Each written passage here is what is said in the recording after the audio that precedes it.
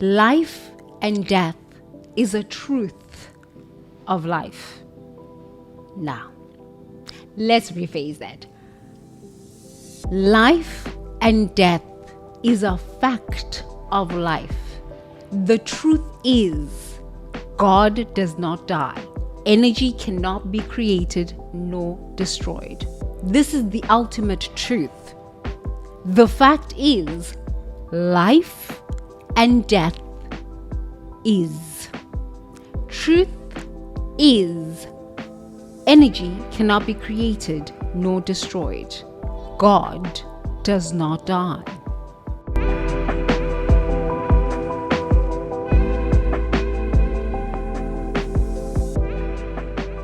Someone, are you creative visionary? My name is Thembi Buthelezi, and I'm back with Financially Empowered. Financially empowered from within. We're not being financially empowered from without. From without?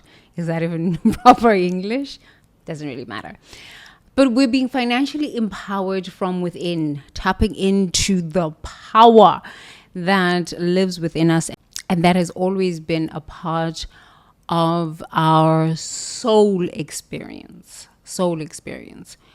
So today I want to talk about death. I want to talk about death and introduce the money archetypes, our money story archetypes. I learned about the money story archetypes. I took a certification in I think this is like even 11 years ago. Yeah, 11 years ago. I took a certification in financial literacy something. Look, I don't even remember. Financial literacy. And I had written all what I'd learned from there. And I have a very photographic memory, but I also remember a lot. Number one, so I took that certification and I looked at this and I was like, yeah, but people don't really understand, nor do they resonate with any of these archetypes and any of this information on a cellular level, because most people are living in such anxiety around money and so much fear around money and such a charge around money, especially after 2008 recession. So many people were living with like wounds. They were walking around with open wounds. I was one of those people. You know, you're just like leaking energy, walking around with financial wounds. So the financial literacy course that I took, I said to myself, this is so left brain. What about the emotions around the money? Not even only just the emotions that we're experiencing right now. What about the ancestral? What about what we learned from our parents? The certification was really good.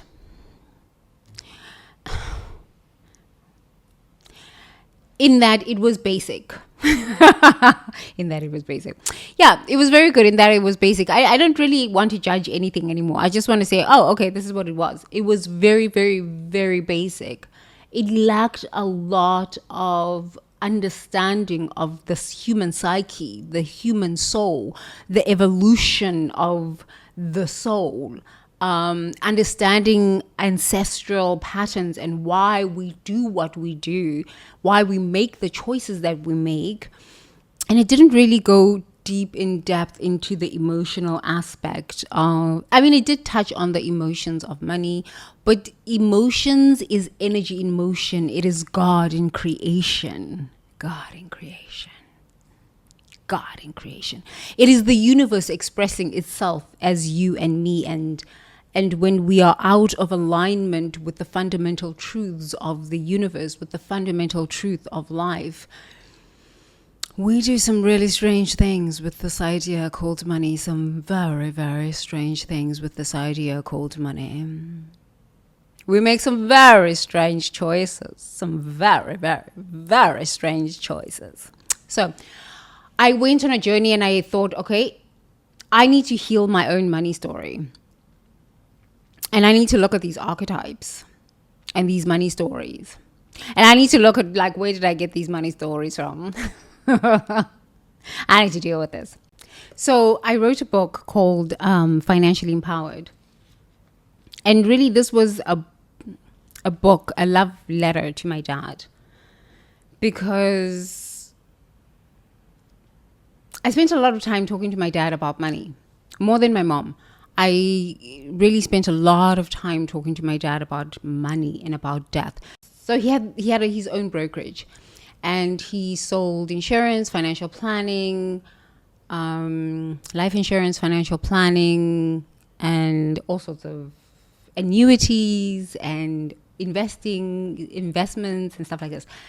And he was like, you should join the family business and you should continue with me so we can create a legacy and build this family business of financial planning. And I was like, I remember having a conversation with him in 2018, and I said to him, I have no interest in selling fear and death.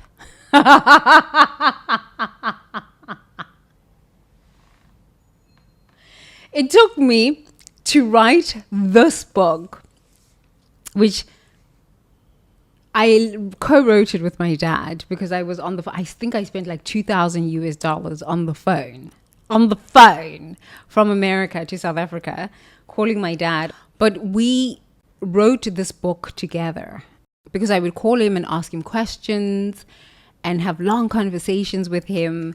And then I would sit down and write. This is not a ChatGPT book. This is a book that I wrote. Like, okay, so because there's a lot of ChatGPT books. ChatGPT books. No, this was written in 2017. But I wrote this book from just so much pain and so much possibility and so much love and so much forgiveness and just a conversation with my dad of healing. Not healing, but trying to heal my own money story from the masculine side. And then recognizing that once you heal from the masculine and the feminine side, you've got to embody this energy fully. You've got to embody this energy fully. And I really understood an African's male's perspective on money and wealth on wealth. And how my dad looked at wealth and how my dad looked at legacy and how I eventually went and worked on Wall Street. And then when I worked on Wall Street, I was like, I don't really care to trade that much. I like trading. I don't really care to trade that much. I'm more fascinated about these men who are committing suicide and these men who are cracking on Wall Street. Oh my God, this is more fascinating to me, and to talk to them. And I said, wow, what an interesting perspective. Because when I was 17 and I left home, I said to my dad, I have no interest in running your business or being a part of your financial planning business. I just want to go work with people on the mind, and I just want to be happy, and I just want to bring happiness to people. Because he was selling fear. In my perspective, he was selling fear and death. We all must be born and we all must die. So I had a very powerful mystic for a father. He could see into the future. He understood. He literally told me some of the things that were going to be happening. Now, when I look back, I'm like, damn, he was so right. All of the conversations that I had with him, 2017, 2018, everything that we spoke about has come to fruition, even his own death. And I'm just like, whoa. Like, whoa. To have a father that is so tapped in and so tuned in to this idea of God is just like, and to be able to see into the future was a blessing. Well, it still is, because I have long conversations with him even till now, but it was a blessing and a bit of a burden sometimes. But the reason I'm sharing this book with you is that even as a woman, you can read this book to understand your spouse, your partner. But a lot of what I wrote in this book really is masculine and feminine. It has really nothing to do with, it sort of touches on the male psyche and the journey of a man. But the exercises are relevant to women as well, because when I was writing this, talking to my dad, I was able to see where he needed help, and because I was already practicing these practices in the book, I was a lot stronger in my mental health, so I was able to help him. So even as a woman, you can buy this book on Amazon, and it will help you even with your children, your male children. But it will also just help you be able to just go through the exercises in the book. The exercises in the book, it smells good too. I still love touching books. This is my husband's copy, and I get to read it, but I still love touching books. I love Kindle books and I love online books, but there's nothing better than touching a book. So it's still very applicable to women. The reason I'm sharing this with you, and I went on a journey of sharing this with you, is because of the topic that we talked about in yesterday's video of life and death, right? So we talked about the fact that this matrix, this idea of these entities, the Christian people, especially like African Christian people, would call it the devil. Some people would call it the enemy. Some people would call it entity. Some people will call whatever it is that you call it. It's always something outside of ourselves. Outside of ourselves. Sometimes in the spiritual communities, we do not want to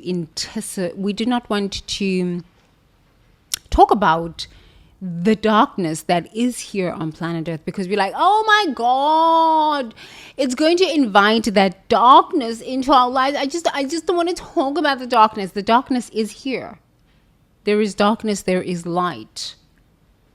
And if we negate, this is the word, negate our experiences with darkness, we shortchange ourselves from the full experience of life and living. It's like the people like, don't talk about depression. Depression is a powerful state of beingness for a period of time. Depression is not sexy when you then die. Okay? But being in a state of acknowledging that I do not feel good, my thoughts are so dark right now, and these are depressive thoughts, does not make you a weak person. It does not make you a stupid person. It does not make you inadequate. It does not make you a broken person. It does not. It makes you a powerful human being who can say, I can identify what I am feeling, what the thoughts I am thinking, and how they are making me feel, and the actions I am about to take if you're a man and you're about to commit suicide. But also there's a lot of women now that are just unaliving themselves. So let's have these conversations without shying away from them and be like, oh, we just don't talk about that. No, there is life and there is death. We talked about the program in earlier videos. And if you haven't watched the videos, please make sure that you follow the link here. You can be able to see them. So the program is Distract Humanity, Drug Humanity, Depress Humanity, make sure that humanity is debt-ridden so that humanity can self-destruct. This is the program. Life and death is a truth of life. Now, let's rephrase that. Life and death is a fact of life. The truth is, God does not die. Energy cannot be created nor destroyed. This is the ultimate truth. The fact is, life and death is. Truth is, energy cannot be created nor destroyed. God does not die.